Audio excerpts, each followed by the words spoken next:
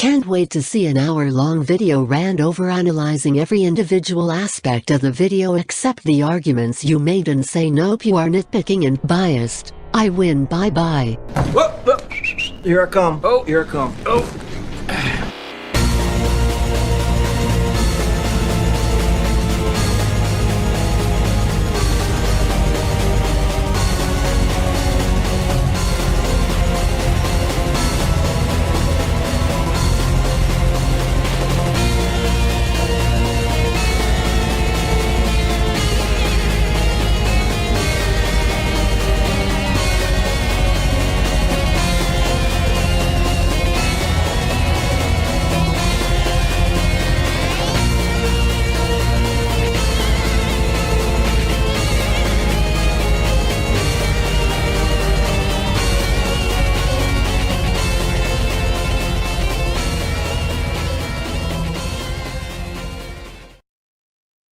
Oh boy. So a lot has happened, that much is obvious, but I didn't really feel like making these kinds of videos anymore. However, due to recent circumstances, it feels necessary to take this opportunity to call out bullshit when I see it. Under the Mayo proves once again that he does not understand the purpose of ULTRAKILL's game design, and is framing the game as something it isn't, being extremely disingenuous with his criticisms, which completely weigh down the praise he gives the update for this game. Before I start responding to Mayo's video on ULTRAKILL Act 2, I must make a few things clear. I understand that my response to Mayo's style meters analysis may have come off as unhinged, and I apologize for that. But my points in that video still stand, as it shows Mayo being an oblivious charlatan when it comes to critiquing games such as ULTRAKILL. As I have proven on numerous occasions, as well as other YouTubers out there, Mayo's criticisms on games like this are extremely flawed, as they come off as either extremely disingenuous, missing the point, or just a downright lie. And unfortunately, Mayo seems to have a hard time understanding these counter-arguments towards these criticisms, especially when you take into consideration that Mayo will go out of his way to deflect any sort of criticism whatsoever regarding his reviews. In Psychonautic Therapy's video responding to Mayo's Sifu review, I said this: if Doom Eternal is applied to any argument that contradicts Mayo's points, he chooses to retaliate. To prove this statement, I showcased a screenshot where Mayo responded to one of my criticisms regarding my response to his analysis on style meters. Long story short, he has no argument, and instead chooses to retaliate and tries to destroy my credibility. And this is all because I compared ULTRAKILL's AI to Doom Eternal's in order to criticize Mayo's take. And if that's not enough proof to show that Mayo doesn't like being criticized, especially when you bring up his favorite game to use against him, then look no further than his Elden Ring disaster stream, where someone in Mayo's chat calls him out for contradicting himself by bringing Doom Eternal into the equation, while he was complaining about playing a game he knew beforehand that he would never like, but chose to make it his fundraiser goal anyways. Morgan, that doesn't even make sense. Because if you ignore that stuff if you go into Doom Eternal and you have no idea what the fuck you're doing, and you ignore what the game is showing you, you die. You don't progress. How unfortunate of Mayo to unknowingly prove my point even further, where he will choose to retaliate against any criticisms whenever Doom Eternal is used in an argument to call out his hypocrisies. It's even more ironic that he even feels the need to point out how Doom Eternal punishes you for dying from not learning the game's mechanics, when all throughout the very stream regarding Elden Ring, Mayo flat out chose to intentionally not learn the game's mechanics solely for the fact that he does not like Souls games, and with such a poetic irony, he keeps getting punished for dying, and complains about it. I find that it's only fair that I attack your credibility as an expert on game design when you have chosen to retaliate against my arguments about your video by attacking my credibility. I should also point out that Mayo has chosen to ban people from his Twitch chat for criticizing him, as well as banning someone from his Discord server for saying that he doesn't understand Elden Ring. I cannot stress enough that when your main premise on YouTube is to review games, you should not deflect criticisms towards your videos with non-arguments, ban people for said criticisms, and throw a hissy fit whenever things don't go your way. The reason I feel the need to point any of this out before talking about his review on ULTRAKILL Act 2 is because Mayo has showcased a pattern where he'll make himself out as some sort of expert on game design and offer solutions as to how to make a game better, but ultimately all of his arguments fall flat as soon as you dissect them. And also the fact that he lacks basic knowledge on certain games to the point that it makes me question whether or not he should continue critiquing these games. I mean, the dude apparently doesn't know what a build is.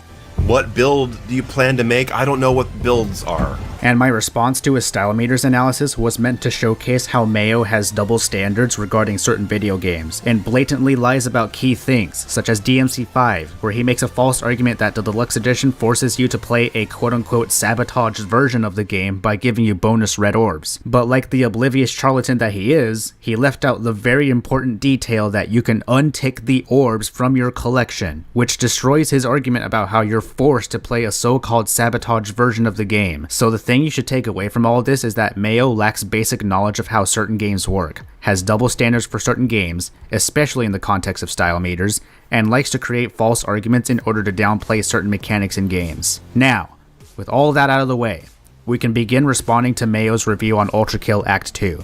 I will be skipping the first 4 minutes of this video as it adds nothing to the discussion. It's just a dumb skit that honestly should be used at the end of the video rather than the beginning, because it would be better to get to the point rather than waste our time being criminally unfunny. Well, in a way. When the new Act 2 update came out, I was excited to try it because I heard about the change to the style meter. I've been saying for a while that one of ULTRAKILL's biggest problems is the arbitrary nature of its style meter, that it should have some kind of impact on gameplay as a reward for engaging with it.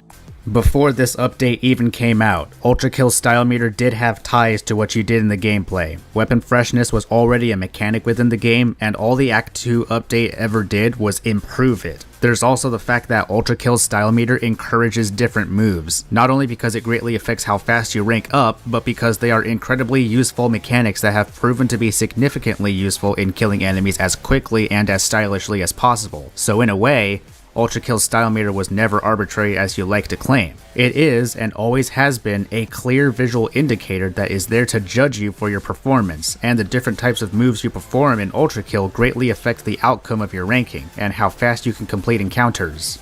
They called me crazy. They said I should just be styling because it's fun. It doesn't need to be integrated into the combat. It's not that the style meter itself should not be integrated into the combat. It's the fact that you criticize the game for letting you do lane play by using the charge shot on the pistol only. But we will get to that later. Well, here we are with the new version of ULTRAKILL that rewards the player with better health regeneration through the style meter by speeding up the reduction of hard damage. Hey, that's a great idea. I feel like I've heard it somewhere before.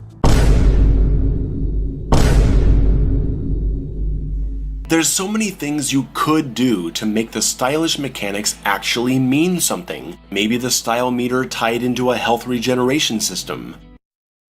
So you're welcome, ULTRAKILL players. I'm happy that I was able to make your game better, me alone. Another pattern that Mayo showcases in these videos, especially in his more recent ones, is that he feels entitled about how game developers should listen to him for how they should make changes to their games. It comes off as incredibly narcissistic to give yourself credit for what the developers do with their game, when in reality they probably didn't even need your input specifically in order to come up with this implementation. It's a bit naive to claim that you were the one that influenced this design decision. In fact, the thing that most likely influenced the changes to the style meter is how Hakita chose to nerf the whiplash, and in order to counteract this design decision, he chose to make it so that the hard damage's impact on your health is lessened based on how high your rank is on the style meter. So to act like you are the sole reason the game has received this change is a bit disingenuous. Hard damage is accumulated as you get hit and temporarily lowers your max HP. As your style meter increases, this hard damage is reduced faster, making it easier to survive. The style meter itself has also been rebalanced to reward weapon freshness, decreasing the amount of style points you get for just abusing one gun, encouraging variety, which is another excellent change. This is what I've been asking for.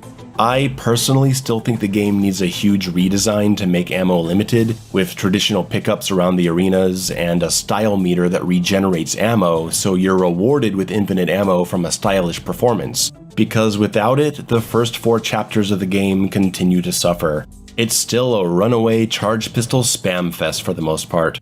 Oh shit, here we go again. And here we go again. The same dumb criticism he showcased in his style meters analysis. Pistol 2 overpowered. I feel as though I've poorly constructed my point in my previous response to Mayo, but let me try to explain as best as I can this time on why this is such a stupid complaint. What you are doing is lame play, intentionally limiting your own options on how to fight these encounters, when it's not the most effective way to do so. You can use the revolver only if you want, but that's not the fault of the game, rather it is an issue on your part. ULTRAKILL has a sandbox in all of its levels. It encourages experimentation on all of your weapons, and it's not just because doing so boosts your rank, but it also makes dealing with enemy encounters so much easier. This may seem like a weird comparison, but Mayo has made this exact same complaint towards Halo Infinite's campaign, where he complains about how the game lets you choose to do lame play by sniping enemies from a far distance rather than being forced to be up close and personal. Just like with ULTRAKILL, Halo Infinite is encouraging experimentation with its weapons. It's a sandbox where you are allowed to fight enemies however you want. Whether you want to be up close and personal or snipe enemies from afar is ultimately up to you, which is the same case as ULTRAKILL, where you are allowed to use the revolver only if you choose to do so, but then the problem with this strategy is that you are intentionally limiting yourself on how to kill enemies, and thanks to the change of the style meter from the Act 2 update,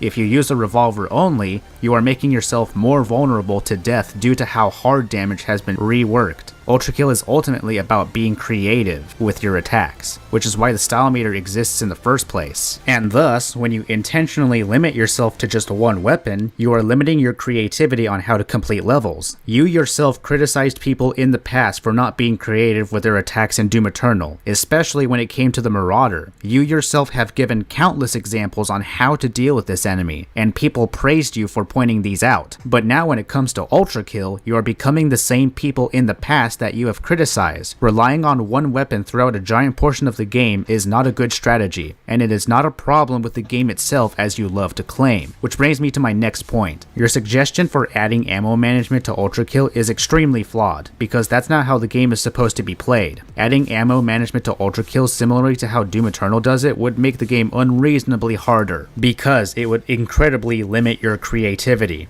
To compensate for this, ULTRAKILL's ammo is unlimited, but it's worth mentioning that ULTRAKILL does already have this sort of incentive to switch weapons outside of the style meter. The Piercer, the Marksman, both variations of the Nail Gun, all three variations of the Rail Cannon, and the time stop ability on the rocket launcher all have their separate cooldowns. It is to prevent you from abusing these abilities entirely, otherwise the game would be absolutely broken. Are we just going to gloss over the fact that the alt fires for all the weapons have cooldowns? How convenient, ignoring important details on how the game's designed. So let's get into that. Does this update do anything to change my mind about the broken nature of ULTRAKILL's design regarding infinite ammo, triple air dash, and charge shot pistol? No, it does not. Not for the first 4 chapters, 0 to 3. When I popped in this new ULTRAKILL update, I said, okay, I haven't played in 6 months, I'm not a very good ULTRAKILL player, I'm just gonna pick Violent, the hardest difficulty, and screw around like I did before and see how far I make it. And it was the same story. Fight after fight was pretty easily passed by mindlessly dashing around and headshotting everyone and using the charge shot of the starting pistol. The entire prelude is filled with combat encounters that do nothing to make you feel like any other tactic is necessary to experiment with, due to how overwhelmingly powerful you are from the first room. As I mentioned earlier, this is just lame play in ULTRAKILL's sandbox, and it's not the game's fault. But keep this criticism of his in mind when we get into something very important. Oh, the hideous mass boss fight. This guy looks scary. Nope, just hop around and spam pistol until he dies. I mean, I could use other weapons, but this is already pretty effective, and the ammo is infinite. All I gotta do for more health is do a charge shot up in his face and I'm all good again. I don't need to do anything else cause there's no problem to solve here. Just using other weapons to beat it faster doesn't equal fun. Not to me. Oh, that's pretty ironic there, Mayo. You say that switching weapons constantly to kill enemies faster is not fun to you, but who was it again that has made countless tutorials for Doom Eternal on how to kill enemies more quickly and successfully? It's a bit hypocritical, don't you think? I mean, be honest here. Why is it that you can't experiment with ULTRAKILL's weapons to deal with enemies more easily like you can in Doom Eternal? With your logic about the pistol being overpowered, I don't see an issue on wanting to use combat shotgun in Doom Eternal only. After all, getting my ammo back is just one button away. Sure, I'd be limiting my creativity. I'm just playing how I want. See the problem here? It's hypocritical to take this approach in ULTRAKILL when you'll criticize people for not playing Doom Eternal the right way. This is the textbook definition of a double standard. If I were dying dozens of times by doing this dumb strategy, I'd feel like I should play with more weapons. And that would be fun, because I would be solving a problem. Sure, you may not be dying from using the pierced revolver only, but you sure are taking a lot of damage from that strategy. Maybe the problem here is that you're intentionally limiting yourself from what you can do against this specific enemy. Maybe you should try using the overheating nail gun on the Hideous Mass's stomach, or use the piercer's charge shot right before switching to the rail cannon to deal even more damage. There's so many things you can do against this enemy, which further proves my point that ULTRAKILL has a sandbox, and you're missing out on content that would make the game more intriguing. I mean, are we just gonna ignore the fact that his style meter is not increasing at all? It is actively encouraging him to switch weapons so that not only will he regenerate more health, but do more effective strategies to kill this mini-boss. Not only that, but some people may forget, ULTRAKILL's endgame rank gives you a huge bonus if you take no damage throughout an entire level. Maybe find a way to do that instead of complaining about lame play. The story doesn't change until the V2 boss fight, and that is one of my central issues with this game's design and the way the fanbase defends it. I hear all the time that it's not about being forced to play well, it's about being stylish, cause styling on enemies is fun. If I want surviving the game to be challenging, I'm missing the point. Well, then why is the V2 boss fight so demanding? I'm not complaining that it's a hard boss fight. I got my ass kicked by him the first time, and I got my ass kicked again this time. That's good. I actually had to play well to beat him. But doesn't that go against what everyone says? That the challenge of ULTRAKILL comes from going for P rank or whatever, not the actual passing of the game's levels?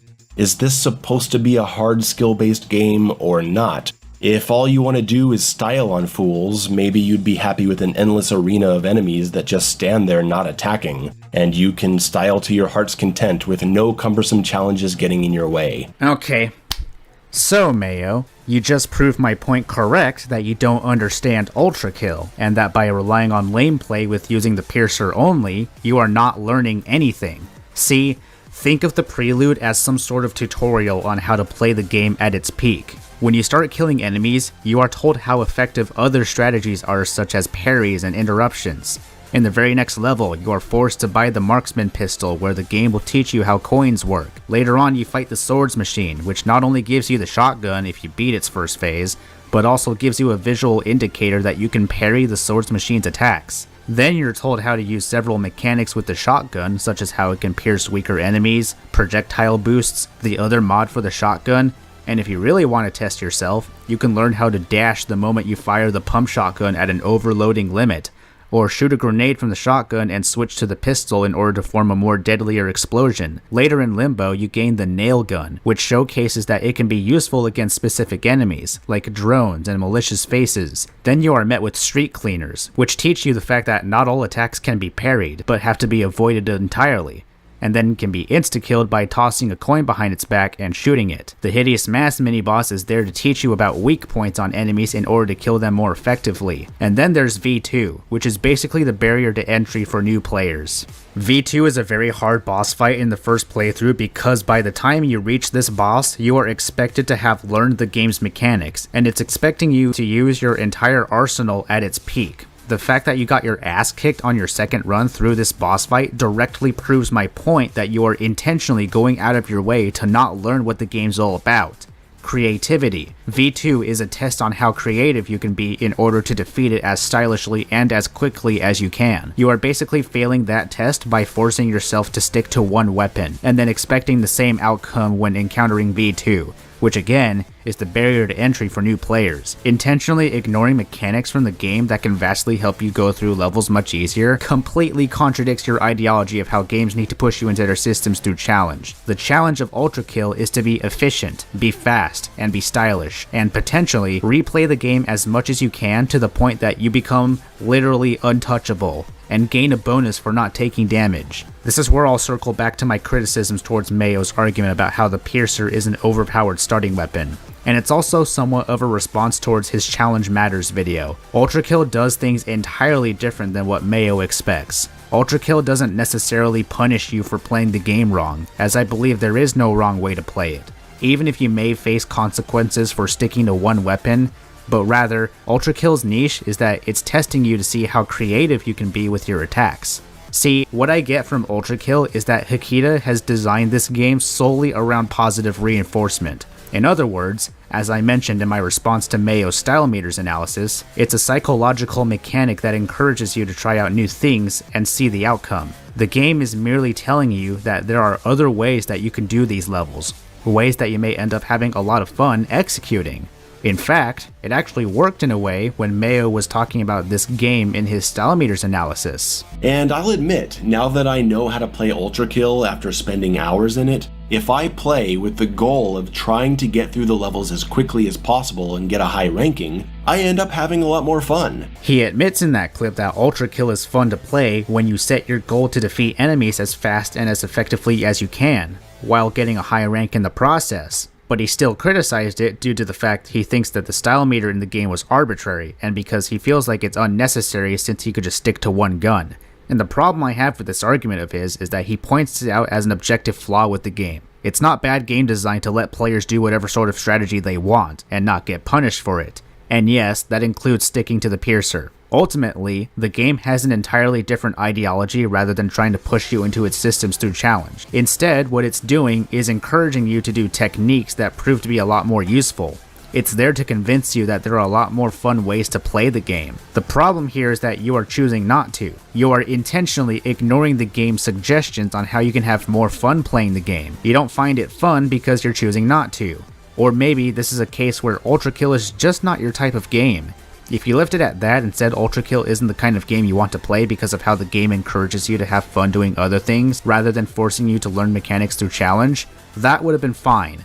My issue is that you are pointing out this game's ideology as a concrete flaw, when in reality it isn't. It's just how the game was designed, to psychologically reward you for playing the best you can, and in a way that you can consider fun and replayable. That is the purpose of ULTRAKILL's game design, and it's not inherently bad like you claim it is. Anyways, I feel like I got my point across, so let's move on.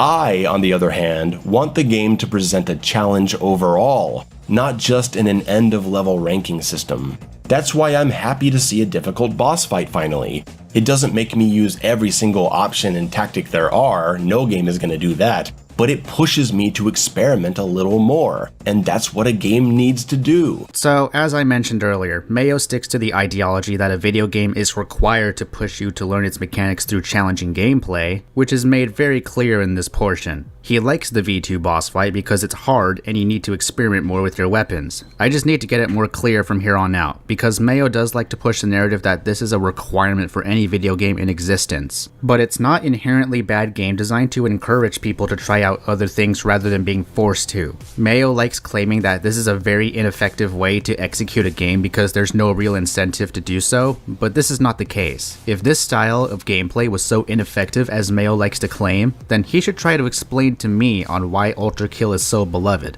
I mean, it's literally in the top 10 most positive rated Steam games of all time, which I feel like should say something by itself. I'm not saying Mayo is claiming that people are dumb for liking this game, but what I am saying is that Mayo is using this criticism to unfairly make ULTRAKILL out as a very poorly designed game by saying that this ideology is ineffective in encouraging players to experiment with the game's mechanics. I feel like this completely contradicts one of the points he made in the past where he said that he respects a good game even if he doesn't personally enjoy it.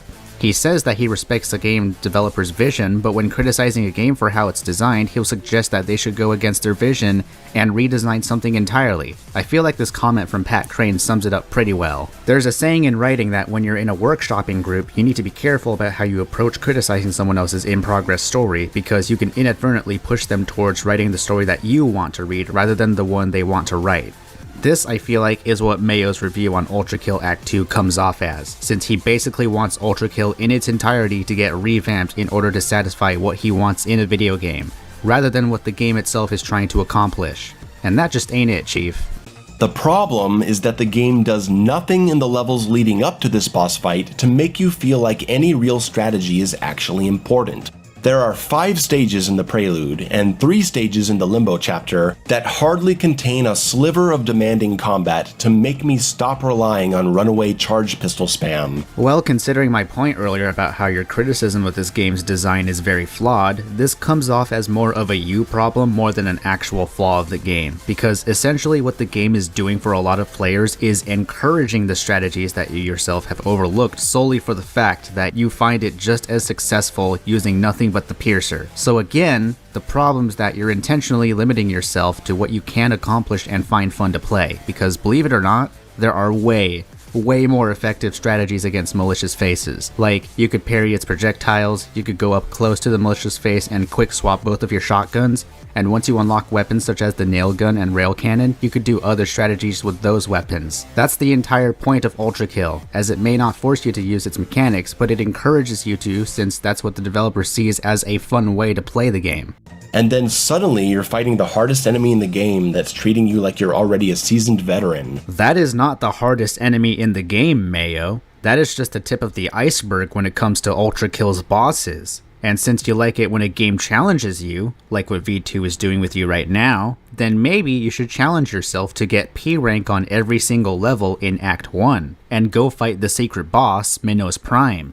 And before you say to me that it's irrelevant, no, it isn't. You're missing the point on why people are telling you to fight Minos Prime. The Prime Sanctums in ULTRAKILL is the game's way of telling you that you are worthy of playing this secret encounter. You have to prove yourself worthy in order to unlock them by playing the game the way that it asks you to.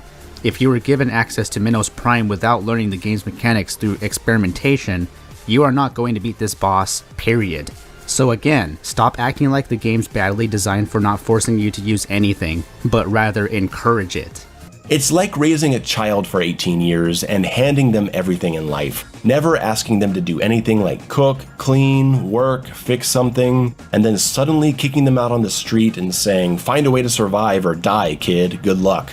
That's no way to raise a strong person and set them up for success. Again, the game is not designed around forcing you to do anything. It's just encouraging you to do something that can be considered fun and a lot more effective. If you want to play dumb and use Piercer only, that's perfectly fine, but don't act like the game doesn't encourage you to do things other than that outside of the boss fights. That is disingenuous to claim, and you're falsely painting this game in a bad light with this criticism. After V2, the game goes back to being pretty easy to pass with a runaway charge pistol spam, and I just don't agree with this kind of structure. If you think it's fine, well, okay. I know there's plenty of people who enjoy freestyling in a vacuum, but I don't want to feel like the skillful play is just occasionally demanded here and there and sprung on me out of nowhere. I want a game that makes me feel like I'm leveling up due to the escalating challenging nature of the level design and AI, eventually testing my learned skills with boss fights. Yes, Mayo, we get it. You prefer games to give you challenges upon challenges that force you to learn the game's mechanics. You've made it very clear throughout this video, and even past videos, that you think games need to push you into their systems through challenge. And in response to that ideology, I can confirm that this game was not made for you, which is perfectly fine, but once again, the problem comes in where you are acting as if this is a major flaw on the game's part rather than a subjective thing, because believe it or not, the thing you are criticizing ULTRAKILL for, a lot of people really appreciate the design decision. Let me make it very clear, Mayo, that a game is not made for everyone. It doesn't appeal to every single person on the planet, and we get the fact that you find it harder to enjoy ULTRAKILL solely for the fact that the game doesn't force you to do anything that involves playing the game in a more effective way. At the end of the day, enjoyment is subjective, but quality is not. It's perfectly fine if you are not into ULTRAKILL's gameplay ideology, but don't paint it as if it's the game's fault. That's an unfair criticism on your part. So much of this game's depth is easy to overlook because of the poor balance of the first 4 chapters, and that's why I said there's no enemy-specific weaknesses. Look, I've seen all the comments listing all the vulnerabilities and tactics for different enemies. Okay, that's fair, but that's not the point. The point is that it's so easy to play the game and never notice them because you can spend like 15 levels not noticing anything. Because the infinite ammo starting pistol and lack of combat intensity make it easy to not notice anything. That's not a concrete issue with the game as you make it out to be. That just tells me that you're unobservant and don't care about what the game has to offer, because I have to point out once again that throughout the entire game, you are encouraged to do different mechanics rather than being forced to do so. This gives off the same energy as your Elden Ring stream, because you've made it abundantly clear in this video, as well as that stream, that you did not care about what the game had to offer, and you didn't want to do anything because of how bored you were. Despite the fact that you give this game's update some praise, I feel like it's watered down due to the fact that you have that same mentality as in that Elden Ring stream, where you are uninterested about what all the other mechanics have to offer. Like I mentioned before, you are intentionally limiting yourself in creativity just by using one weapon. For as good as ULTRAKILL's Act 2 additions and rebalancing are, and for as much as I appreciate the steps towards integrating the style meter into the gameplay loop with health regeneration rewards, the game is still really bad at getting you ready for the difficulty spikes. Actually, that just means you weren't persuaded by the game to learn the mechanics beforehand. I'm glad you like experimenting with these weapons now, since you personally feel like the game is forcing you to do that in this specific instance, but that's where my point from earlier comes in. Clearly this game was not made for you, because it wasn't designed around forcing people to learn its mechanics, but by encouraging it through tutorial levels in the beginning, and potentially discovering new ways to play the game. Without this mentality, people would never have discovered hidden mechanics like the nuke, where you shoot out a shotgun's grenade with a malicious rail cannon, or shoot out a frozen rocket with it, or the ultra ricochet where you shoot out a coin with the rail cannon, or any other sort of tech that's been discovered by now. It's not the game's fault that you chose not to play in a stylish way, it just means the game did not persuade you to use other mechanics that make the game fun. The game merely wants to convince you that there are other ways to play rather than being something along the lines of Doom Eternal, where if you don't play the game right, you get punished for it. That's just how ULTRAKILL's gameplay was designed, encouraging stylish play and giving you a psychological reward for it. If that's not what you want in a game, that's fine, just don't act like it's a concrete flaw.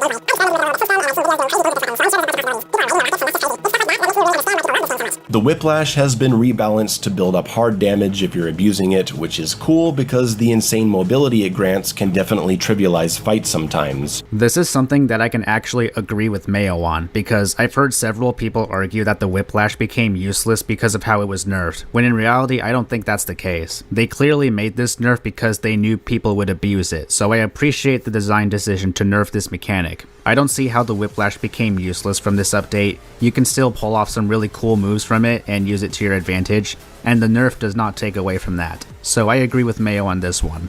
Looking at the patches, this seems to be something that's still being adjusted, so I'm not going to comment further on it. I like the direction they're taking though. You hear how positive I'm being? It's because when talking about the changes, I'm really inspired by where the game's going. But when I talk about the problems the changes haven't addressed, I get negative all over again.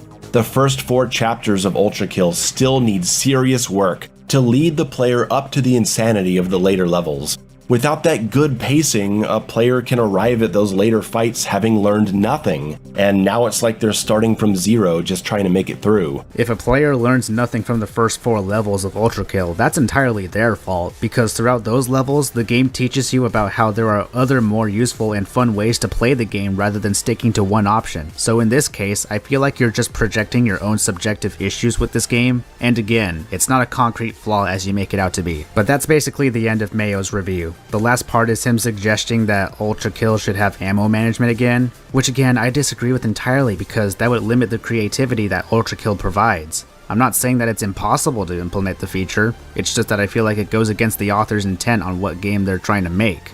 So with that is the end of Mayo's pretty bad review on ULTRAKILL Act 2.